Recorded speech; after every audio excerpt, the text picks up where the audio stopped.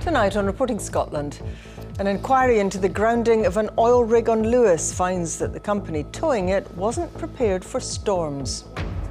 The First Minister says she's open-minded about whether or not to increase income tax. The opposition claims she's softening Scotland up for a tax hike. The secondary school qualification that critics fear is worthless. Now most teachers are calling for a National Fours exam. The growing problem of people with dementia going missing. Police pilot a scheme aimed at finding them more quickly. Is that a good thing? Oh yes. Why is it a good thing, Ted? Well, it is, because people can run away. Not that I want to. And later in the programme... Come on, I'll give you a honey, load them in. 30 years after it was first performed, the Steamies back on the road with a national tour.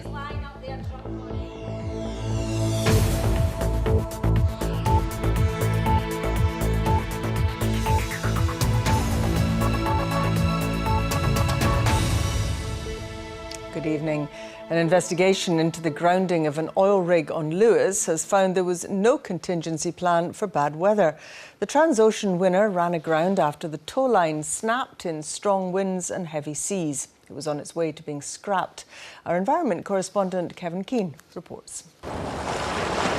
This was the culmination of a 24-hour-long battle between the ravages of the Atlantic and a 17,000-ton oil rig. In gale-force winds, it was pushed onto the shore, eventually resting on the rocks at Dalmore Beach in Lewis. A Marine Accident Investigation Branch report has found the master in charge of the tow knew there was bad weather forecast, but had no idea of the effect it would have on the rig. His route was so close to the shore, there was little room for error. When the wind came to a certain level, it started to put sufficient force onto the towed rig to drag the tug and tow backwards. And at that point he didn't have sufficient sea room to allow that to happen, and in his attempts to avoid the rig grounding, ultimately the wire failed.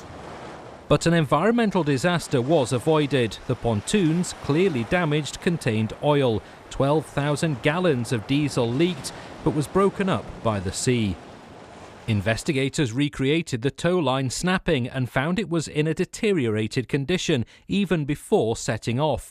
It weakened further in the storms before it eventually failed. The ALP Forward had now lost control, but the report says even with the line still connected, the rig would probably still have been pushed onto the shore. It was many hours after losing initial control that the Coast Guards were informed.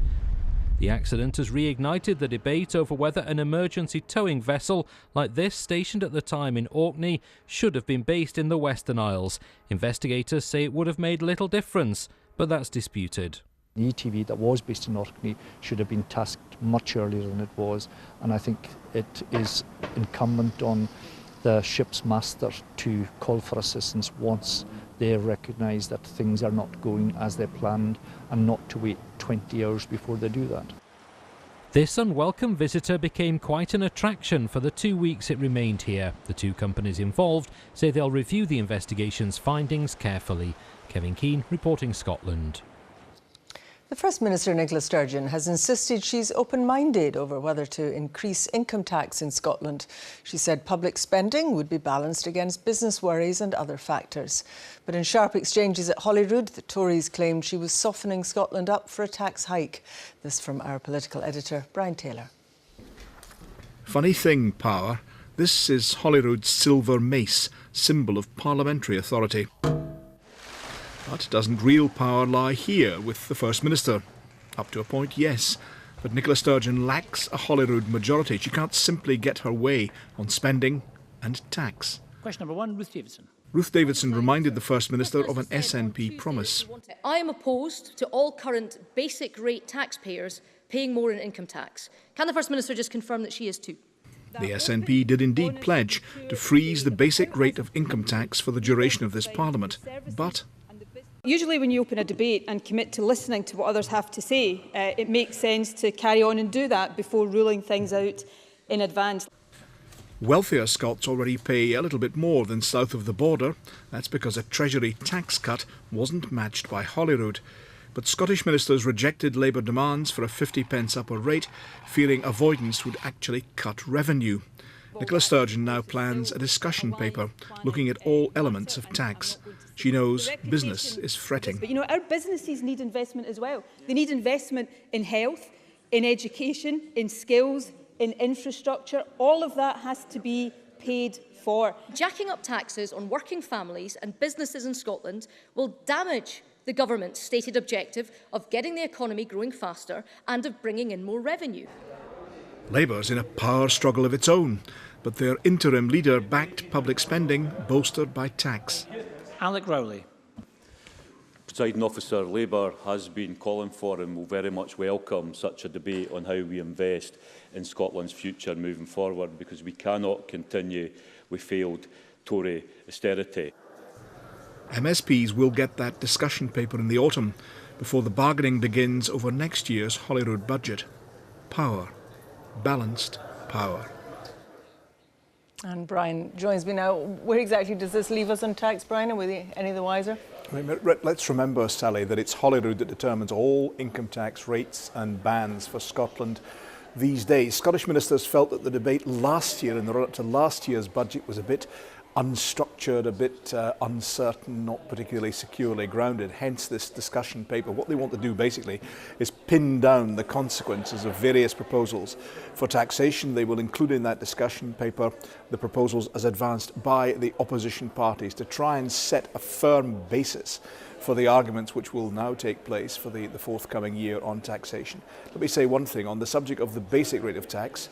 Nicola Sturgeon, as you heard there, did not rule out a change to that. I would be very, very surprised indeed if the Scottish Government and Nicola Sturgeon went down that road. It was a key manifesto pledge, and also politically it works for them and enables them to claim that there are Tory cuts and to say that Labour would seek to pass on the cost of those cuts to relatively modest earners in Scotland. So they'll be looking at other aspects, perhaps the bans, perhaps the upper rates, but there'll be this discussion taking place which ministers hope will be based upon evidence rather than based upon argument and rhetoric. Brian Taylor, Holyrood, thank you very much. Police are investigating the sudden death of a 9-year-old girl in Glasgow. Police and ambulance services attended a house in Dumbreck Road just before 2 o'clock this afternoon. Police say the death has been treated as unexplained while they try to establish the exact cause of death. A post-mortem will be carried out and a report sent to the Procurator Fiscal. Most teachers want a big change to one of the qualifications that replace standard grades. According to the Qualifications Agency, the SQA, they'd like to see some sort of exam in National 4 courses, which are currently based on coursework and teacher assessment. Some critics fear the qualification is seen as worthless. Here's our education correspondent, Jamie McIver. Go and do that. Write the 2 equations out again.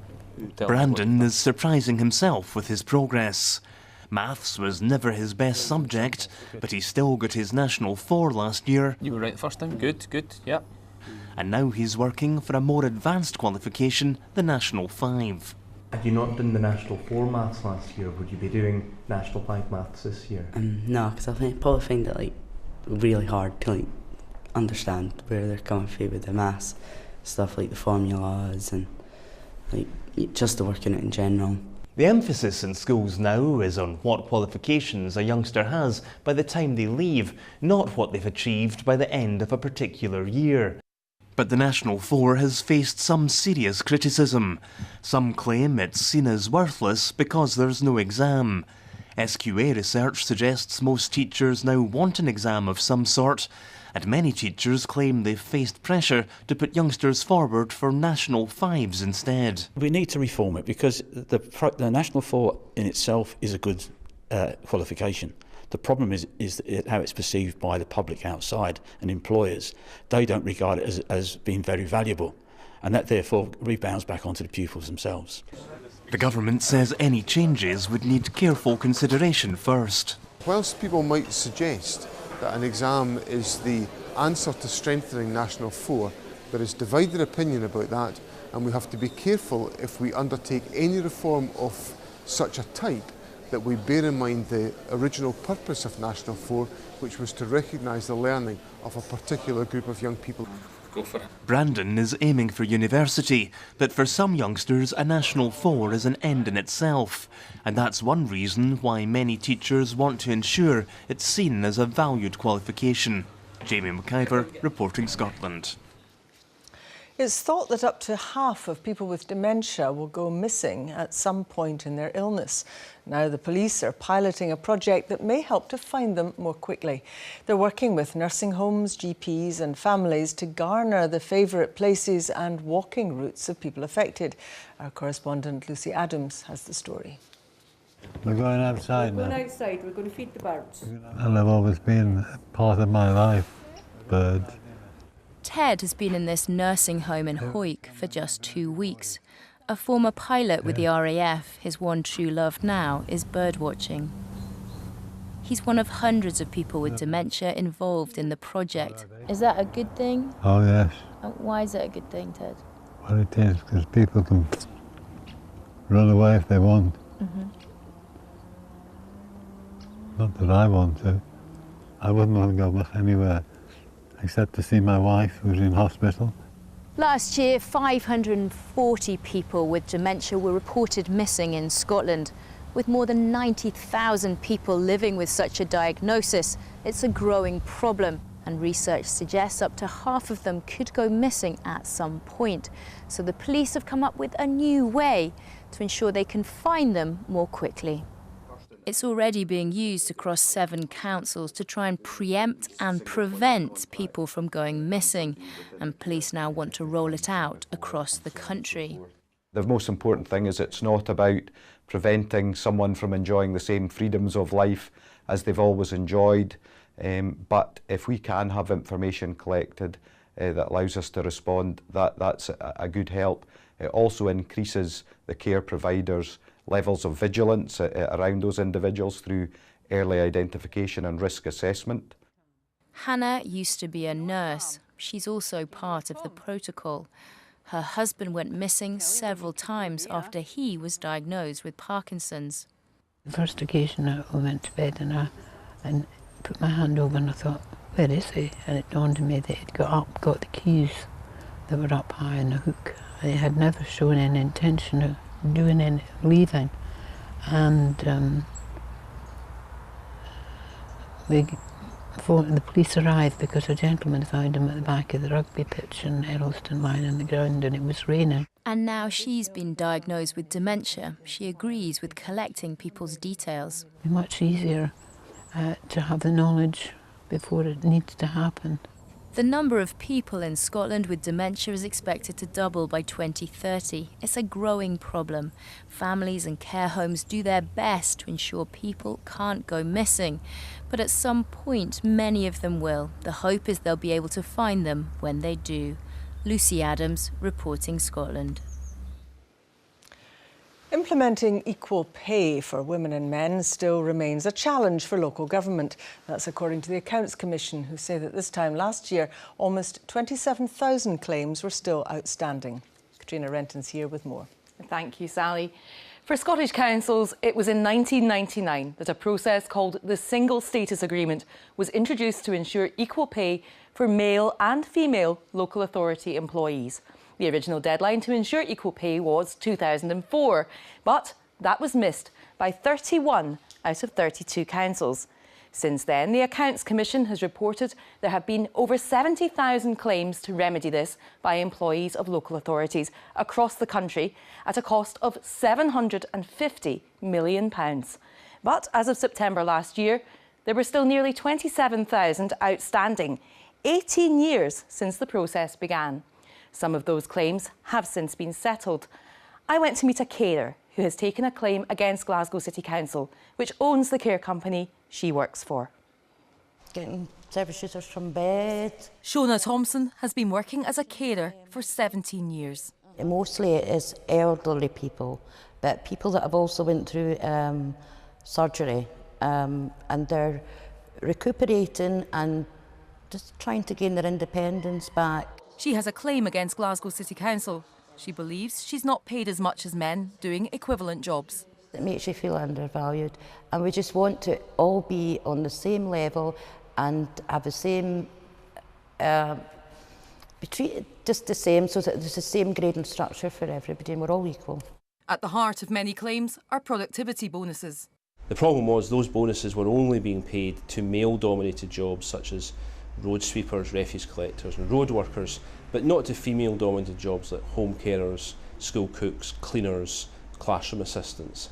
And that's why this grew up with the different jobs being considered to be equivalent to each other, but being paid differently.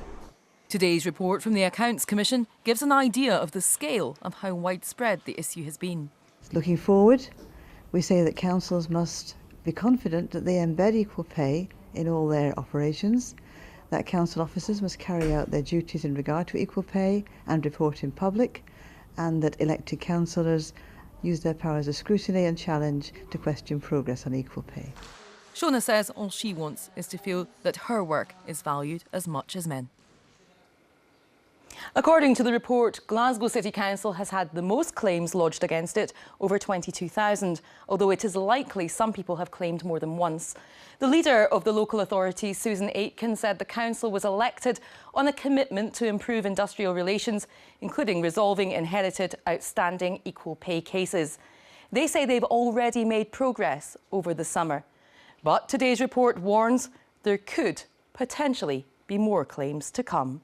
Sally. Thanks very much, Katrina. It's exactly 7:15. You're watching BBC Reporting Scotland. A reminder of tonight's top story. An inquiry into the grounding of an oil rig on Lewis finds that the company towing it wasn't prepared for storms. And still to come, good for workers and their bosses. Employers are urged to increase the number of jobs with flexible hours. Scotland's Brexit minister has accused the UK government of acting as if devolution never happened. Michael Russell was speaking ahead of a debate at Westminster. The Scottish Secretary, David Mundell, has denied claims that the bill to repatriate laws from Europe could see a power grab by the UK government. Here's our Westminster correspondent, David Porter. At Westminster, the scaffolding is up, protecting Big Ben as the world's most famous clock gets a long overdue makeover. Some say Brexit offers the constitutional equivalent to the UK as a whole, a chance to repair and renew. But like the work on Big Ben, it'll be painstaking and complicated. Secretary David Davis. Today, a key stage in turning Brexit policy into practice. We expect a significant increase in the decision-making power of the devolved institutions. From ministers, reassuring words, but in Holyrood and Westminster, accusations that the UK government wants to turn the clock back. It is, outrageous that a paper can be published on civil law without even a consultation with the Scottish government or the Lord Advocate. It almost defies belief that such a thing would happen. This is just a power grab, pure and simple, by Theresa May. She's wanting to take control of the whole Brexit procedure and hold it, control it all centrally by herself and civil servants and ministers in Downing Street. Simply, that is not good enough. Not so, says the Scottish Secretary.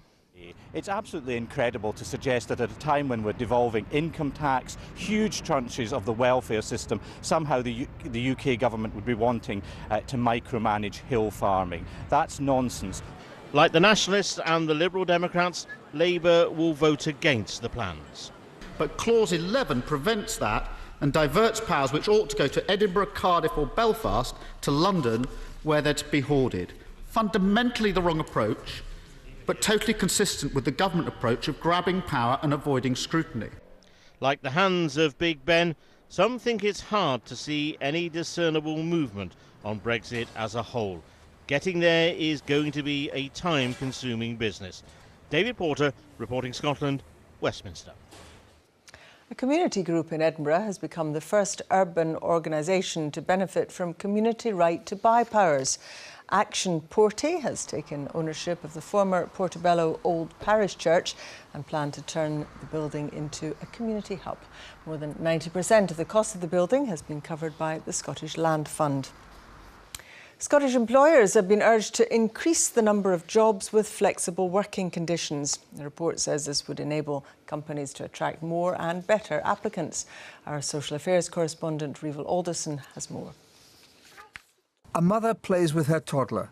Diana Halvey is an experienced digital marketing expert designing websites. But because she wants to spend time with Orla, she wants to work flexibly. But that means she can't find the job she'd like and for which she's qualified. I've had jobs where I've been offered the job. When I've brought up flexibility, I've just been told, absolutely not, you need to be in the office 5 days a week. As a mother, if someone was able to give me that flexibility, I value that so much that I would be incredibly loyal, I'd be so hardworking, I'd go above and beyond for that company. She's not alone. Research commissioned by the Scottish Government suggests a third of unemployed Scots are seeking part-time or flexible work, but less than 12% of jobs advertised offer that. When flexible conditions were offered, pay was typically £3.62 an hour less than for full-time workers with similar qualifications. Businesses are now being offered help to increase their workforce flexibility to prevent them missing out on the best available talent. There's a real business benefit to employers of offering flexible working conditions to employees. We find through our work that employees are more productive, more resilient, more loyal to businesses when there's an element of flexibility built into their role, and that's great for business and it's great for individuals. At Lloyds Banking Group in Edinburgh, which already promotes flexible working, the Equalities Secretary launched the report. She says it's an important part of the government's Fairer Scotland Action Plan. Increasing flexible work opportunities, it helps us tackle things like the pay gap, and getting more people into the labour market is ultimately beneficial for our economy. So flexible working isn't just the right thing to do, it's actually the smart thing to do. Working 9 to 5, what a way to make a living, sang Dolly Parton. By the time little Orla grows up, that sort of working day may be a thing of the past. Rival Alderson reporting Scotland. The Steamie was written by actor Tony Roper in just 10 days, a tribute to the women who used the public washhouses in Scotland in the 1950s. In the 30 years since, it's toured extensively, been screened on television and become a set text in schools. Last night, it began a Scotland-wide tour in Kirkcaldy, from where our arts correspondent Pauline McLean reports. You think we're going first fit tonight? We were supposed to be, but he's lying up there drunk already, out the game. The Steamie pays tribute to a long-forgotten way of life. The hard grind and the humour of the women who did their washing at the Steamie, the public washhouse. Well, I was in lots of plays which focused on men at work. And I used to, lots of these plays went around community centres and things, and it was mostly women that went to see you. Very few men went to see these things. So when I was asked to write a play, I thought, well, dig about for something that will interest the women. Keep a lookout. The resulting play, written in just 10 days, has become one of Scottish theatre's best-known works. Right, Mrs Gilferris, come on, I'll give you a haunty load them in. In 3 decades, it's toured extensively, offered roles to many different actresses and one token man, and been seen by millions on stage and on television. Our audience actually splits really equally men and women nowadays, but because the Steamie's become such an iconic piece of work. You know, I think it has entered Scottish culture now. You know, you say to people in Scotland, oh, the Steamie, and they think of the play first. They don't think of the physical buildings that were in, you know, Glasgow and all the big towns in Scotland. And while the Steamies themselves are long gone, the play continues to connect with modern audiences. It talks about communities, it talks about being together, which I think in this day and age we need more of. You know, everybody's quite individual. Yeah, so I think it's really relevant to today, and I'm looking forward to touching a younger audience as well. My husband was a wee society man down here for a long time. He was a right wee mess in him, so he was. 30 years after it was first seen in a Govan washhouse, the Steamie is back out on tour, with dates around the country between now and the end of the year. Boys like us. Get you in the audience. Pauline McLean reporting Scotland, Kirkcaldy. Some news just in. The Scottish Football Association has written to clubs advising them there will be no review of football's handling of Rangers EBT tax controversy. They say the game would only be damaged by raking over the coals of the last 6 years. The league had called for a review in July in relation to Rangers' decade-long use of the tax scheme. Timeline is back on BBC Two at 7:30 tonight. Glenn and Shireen can tell us what's coming up. Tonight, the smacking debate as Scotland looks set to become the first part of the UK to ban it. We'll hear from two men, including Paddy Hill of the Birmingham Six, to talk about life after prison, having been wrongly convicted. Plus, I meet the globe-trotting family of 6 who've been on the road for 17 years. That's tonight's Timeline, 7:30, BBC Two. Well, on this delightful day, let's get some weather from Christopher. It's awful. I know. Less said about that, the better. Thank you, Sally. Good evening to you. It was pretty wet, pretty miserable for many of us today. The satellite and radar picture shows the rain pushing its way eastward. Something a little bit brighter now, just edging in towards the west coast before dusk. Certainly no need for the sun umbrellas at the Royal Botanic Garden in Edinburgh earlier, and staying fairly wet this evening and tonight. But the persistent rain clearing through, showers remain behind it. Through the second half of the night, clearing up across eastern Scotland, some clear spells, so fairly cool across rural parts of Aberdeenshire, 5-6 Celsius in the countryside, but most towns and cities holding in the double digits, and those showers still with us in the west, merging together for longer spells of rain at times. So tomorrow, some early brightness across eastern Scotland. In the west, cloudy with showers, again clumping together, and through the course of the day, those showers will drift their way further eastwards. Still quite breezy as well, certainly for central and southern Scotland, and that means the showers will rattle through at a pace. On balance, actually, tomorrow probably better than today because there will be some sunshine out with the showers, but the showers coming through at a pace. 15, 16 degrees, a cool feel. In any prolonged brightness, perhaps up to around 17 degrees, but the further north that you are, the winds are going to be lighter, so if you catch a shower, it could be with you for some time. Some bright spells and a few showers across Orkney and Shetland. The rest of the afternoon into the evening and overnight, the showers still with us, still quite breezy for central and southern Scotland, but there is signs of an improvement as we go through towards Saturday. The low pressure responsible starts to move away towards Scandinavia. We start to see a northerly flow of wind, and whilst there'll still be some rain around, certainly across parts of the north through Inverness towards Aberdeen, in towards the borders, a good part of the central lowlands in the southwest, dry with some bright sunny spells on Saturday afternoon and up to around 18 degrees. So Saturday afternoon, a window of opportunity. Sunday, return to rain and a strengthening southerly wind. So certainly Saturday looking the better of the 2 days this weekend. That's the forecast. Sally. Thanks very much, Chris. Quick reminder of tonight's main news. Hurricane Irma has destroyed almost everything in its path as it sweeps across the eastern Caribbean. It's now heading northwest towards Cuba and Florida. And that's Reporting Scotland. I'll be back with the headlines at 8 and the late bulletin just after the 10 o'clock news. Until then, have a good evening. Bye-bye.